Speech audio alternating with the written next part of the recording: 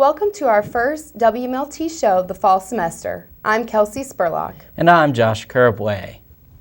Healthcare reform continues to be an uphill battle in the Mountain State as well as Capitol Hill. Rachel Lucas reports. We'll give the best field that we can.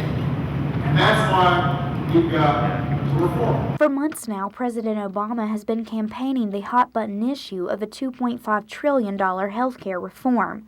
He has rallied across the U.S. in hopes of swaying public opinion and informing Americans about a government-run public insurance option. Originally, the president had pushed for a decision to be made by the end of summer, but the date soon came and passed and is now projected by the first week in October. While Congress debates health care reform on a national level, residents here in Mercer County have their own opinions. I personally believe that a public option is the best means to the end. Our end, obviously, is to give everyone health care at an affordable price, and the debate is over how to do that. I think a public option is the best way to do that. As well as providing quality health care for all Americans, the issue of financing this plan is also a concern. I would like to look at the whole picture. We can create programs, but we want to make sure we can afford it too. Despite prevalent debate about health care reform nationwide, Congress will have the final say on the issue. For WMLT, I'm Rachel Lucas in Athens. Each year, the flu is constantly getting us down. Alicia Evans has more information on where and when you can prepare yourself for this flu season. Thousands of people come to the Mercer County Health Department in order to receive their flu shot. People come here to receive their flu shot, which is usually 80 to 90% effective. The Mercer County Health Department is asking you to roll up your sleeve and take preventive measures for this flu season. Each year, there are a certain number of vaccine strains recommended for those who receive the vaccination. The flu shot is an inactivated vaccine containing a dead virus that is given with a needle.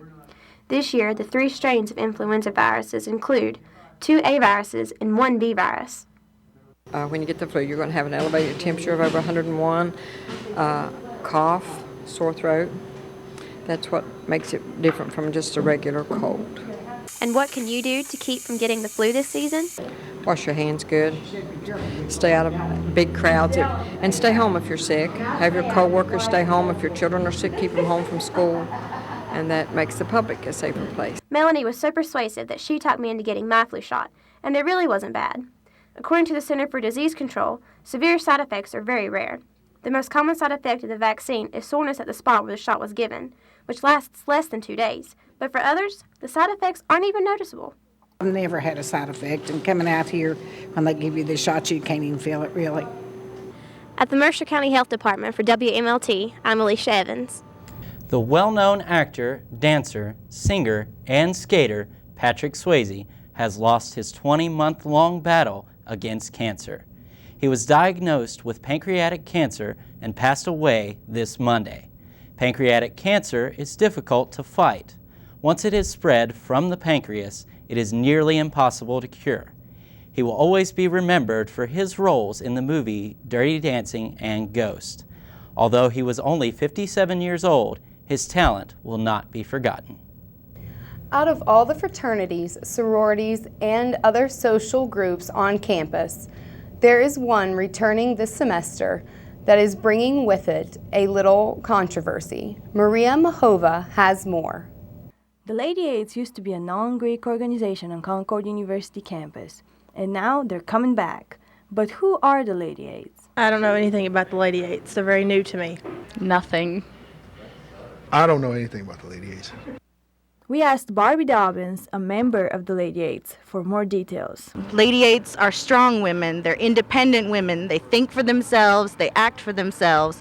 And even though we're a tightly knit group, we value individual integrity higher than anything else. We are a non-Greek organization. We are not national. We don't have to listen to Panhellenic or anything like that. Most of us all came from sororities originally, which we're still, friends with the girls from those sororities. So yeah, we have a friendly relationship with the Greeks. But not everybody's happy about the return of Lady Aids on campus.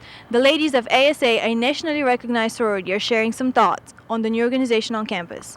I don't know if I really like the idea of them calling themselves a sisterhood, as they're not really a sorority and they don't really represent the things I think a sorority should. Greek or not, the Lady Aids are planning on a great comeback. For WMOT News, I'm Maria Mehova, Athens, West Virginia. Reflexes Magazine, a student-ran magazine at Concord, has a new executive editor for the academic year. Sophomore Kevin Kwan hopes to bring renewed attention to the artwork of CU students. Any student at Concord, regardless of major, can submit poetry, paintings, short stories, and photographs for publication.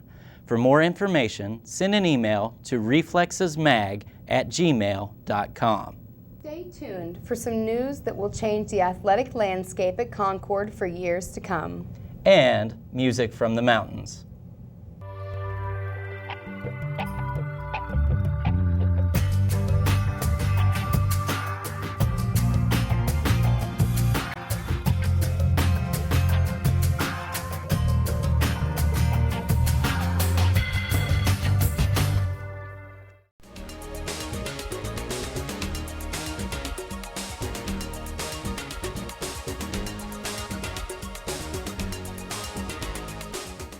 Welcome back to WMLT News, and now with sports, we will send it over to Jamie Lee.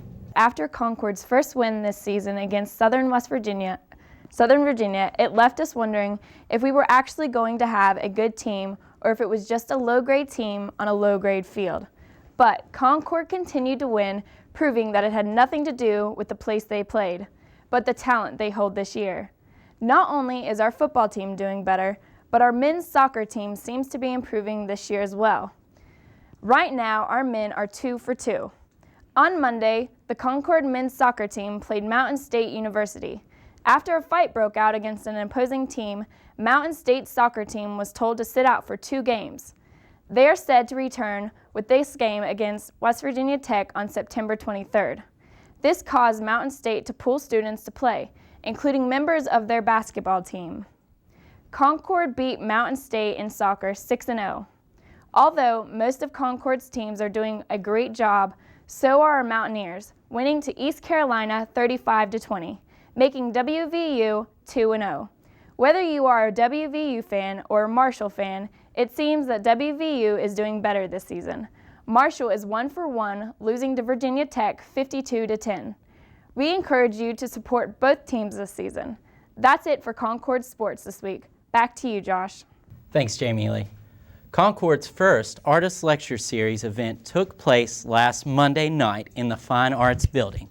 Electronic Junkyard Gamelan hosted a concert made up of innovative sounds and instruments.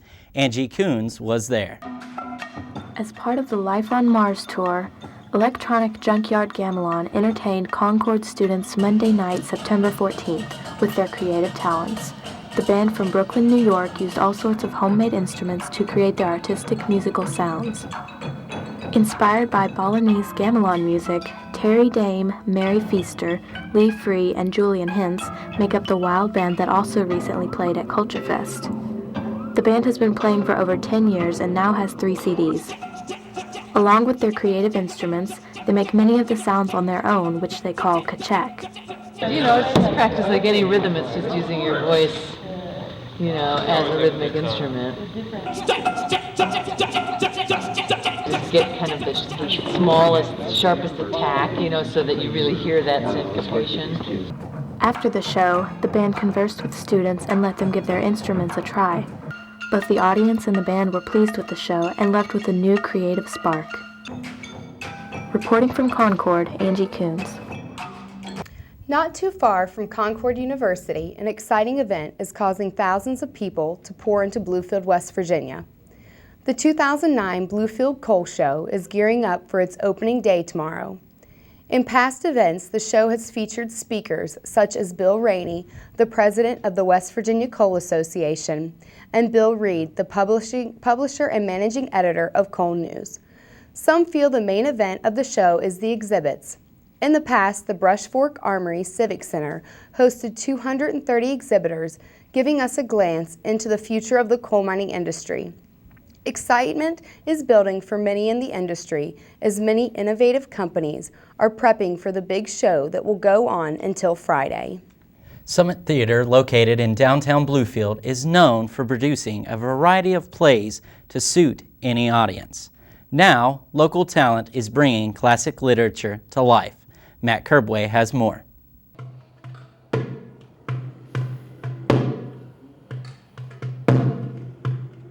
Moby Dick is now in production and will take the stage early November.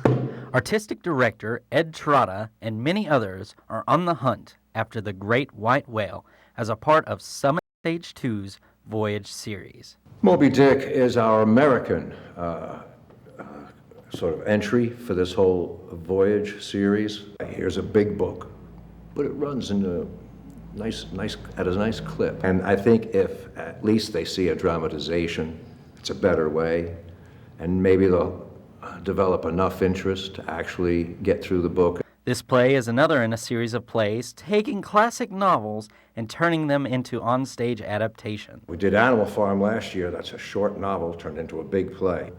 We hope to move on to Don Quixote, Cervantes, Dante's Inferno, perhaps. While many people feel they understand the meaning of Moby Dick, the actors say there's a deeper meaning. It's really a story of man versus himself. It's really about the white whale, about Ahab's obsession with it. He's been out on sea all these years, and the only thing he's been able to think of most of his life now is getting revenge on the whale who took his leg off, and it kind of takes precedence over every other opportunity in his life. For WMLT News, I'm Matt Kerbway. This weekend at the Appalachian South Folk Life Center in Pipestem, West Virginia, there was the 6th annual West Virginia Culture Fest. It was a family-friendly event with music, arts, crafts, and food. Gabriella Scabetta has more. I'm here at the 6th annual West Virginia Culture Fest World Music and Arts Festival. At this year's festival, they featured bands such as Big Fat Delicious, Comparsa, and the Liberty High School World Percussion Ensemble, as well as many other vendors. The Culture Fest started Thursday, September 10th and lasted until Sunday. This is my first time as a vendor. I have attended as a participant for 3-4 years. How is it differing for you? Oh, I'm certainly enjoying sitting and watching all the panorama of people and all the events happening, listening to all the music, seeing all the colorful vending going on, smelling the good food. It's just a lovely time. It's a wonderful mixing of many cultures. I've heard people talking who are obviously from Charleston and many people from Virginia. We have a band here from New York City. There's just such a mixing of people and ideas and cultures that it is very rich, very rich. Yes, we have crafts for the kids, and we also do music for the kids. We dress up, we paint our hair, we get our faces painted, and just try to give the kids a good time. The kids get to run around, and it's a very safe atmosphere, and you can see forever, so they run and they roll down the hill and flap their wings and fly.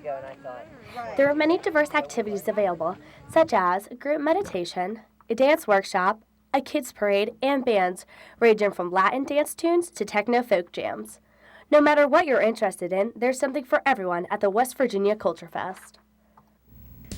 That's all for today. Tune in 2 weeks for more WMLT.